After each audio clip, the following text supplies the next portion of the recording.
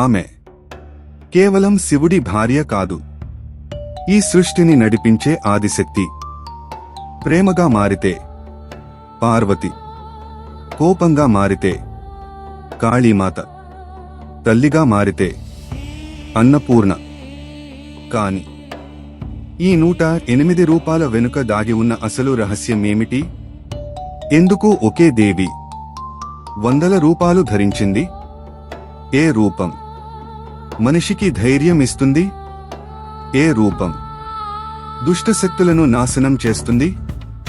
ఇంకా ఏ రూపం భక్తుల జీవితాన్ని మార్చగలదు?